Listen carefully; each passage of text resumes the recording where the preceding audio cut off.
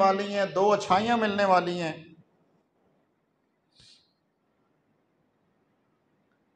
ان دو اچھائیوں سے مراد جب بندہ مومن میدان جہاد میں جاتا ہے، یا تو اسے بظاہر فتح و کامرانی ملتی ہے یا اسے شہادت ملتی ہے۔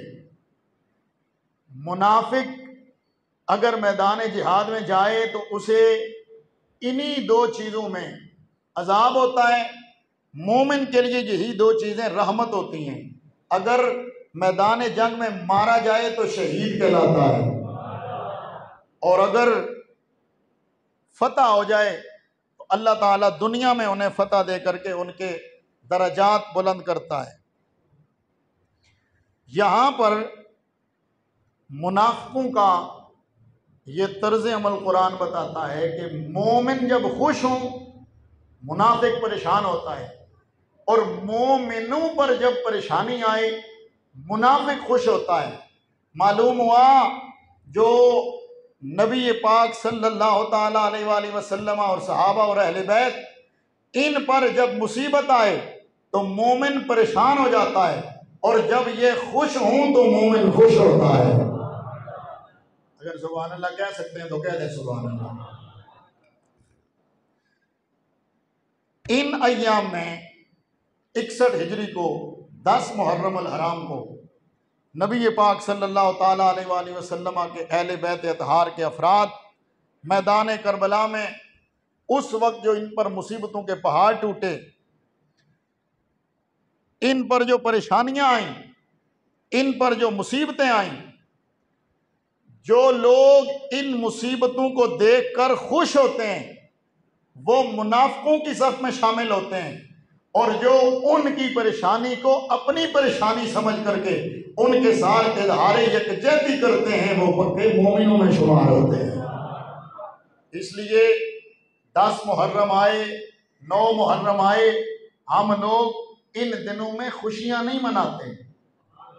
سبحان اللہ کہیے، ہم ان دنوں میں خوشیاں اونچا بولو نہیں مناتے۔ ہم ان دنوں میں نبی پاک صلی اللہ تعالیٰ علیہ وآلہ وسلم کی اہل بیت اطہار پر جو پہاڑ ٹوٹے تھے غم کے، ہم انہیں یاد کرتے ہیں۔ ہاں فرق اتنا ہے، ہم انہیں بطور سوگ نہیں بناتے، جگہ فضا نہیں کرتے، پیٹتے نہیں، لیکن نبی کے گھر والوں کی خوشی میں ہم خوش۔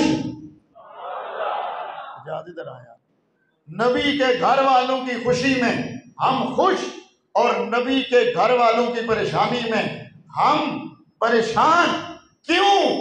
اس لیے کہ مومن کی یہ شان ہے کہ مومن نبی کے گھر والوں کی خوشی میں خوش نظر آتا ہے۔ اور یہاں ضمناً ایک مسئلہ عرض کر دوں، محرم میں ہم کالے کپڑے نہیں پہنتے نا؟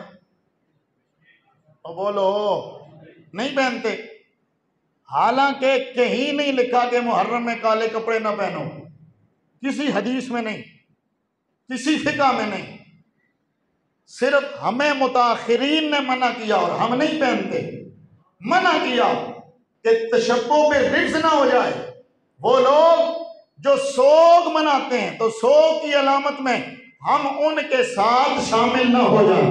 بالکل صحیح، ہم نہیں استعمال کرتے کالا لباس ان 10 دنوں میں، لیکن میں اتنا تو پوچھتا ہوں، اگر کالا لباس پہننے سے روافض کے ساتھ تشبہ ہوتا ہے تو پھر ان دنوں میں خوشی منانے سے کس کے ساتھ تشبہ ہوتا ہے؟ جو نہیں سمجھا نہ بولے، جڑا سمجھا وہ بولے۔ ان دنوں میں پھر خوشیاں منانا یہ کس کا طریقہ ہے؟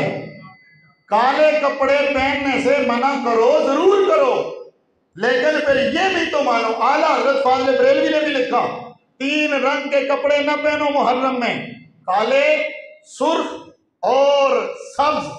کیوں؟ فرمایا کالا رنگ سوگ کی علامت ہے، سب اس لیے نہ پہنو کہ یہ بھی جب ایک گاڑھا ہو جائے تو اس میں سیاہی آتی ہے، اور پھر فرمایا سرخ اس لیے نہ پہنو کہ ناستی ان دنوں میں خوشی منانے کے لیے سرخ رنگ پہنتے ہیں۔ معلوم ہوا ان دنوں میں خوشیاں منانا ناسبیوں اور خارجیوں کا طریقہ ہے ان دنوں کو بطور سوگ منانا، یہ رافضیوں کا طریقہ ہے۔ لہذا ہم نہ رافضی، ہم نہ ناسبی، ہم ان دنوں میں خوشیاں نہیں مناتے، شادیاں نہیں کرتے۔ اچھی بولو سبحان اللہ۔ کیوں؟ سرخ کپڑا پہننا منع ہے تو شادی کرنے کی اجازت کیسے ہوتی ہے؟ وہ نہیں جی شادی کرنا منع تو نہیں ہے، تو میرا سوال پھر وہی آئے گا، کالا کپڑا پہننا منع تو نہیں ہے؟ نہیں وہ تشبہ بالرفض ہو جاتا ہے۔ میں کہ حضرت یہاں جب تشبہ بالنواسب ہوتا ہے، لہذا سنی اعتدال میں رہتا ہے۔ ان دنوں میں ہم سوگ کی علامت کوئی ظاہر نہیں کرتے، یوں ہی خوشی کی علامت ظاہر نہیں کرتے، لیکن ہاں حسین ابن علی کے غم میں آنسو ضرور بہاتے ہیں۔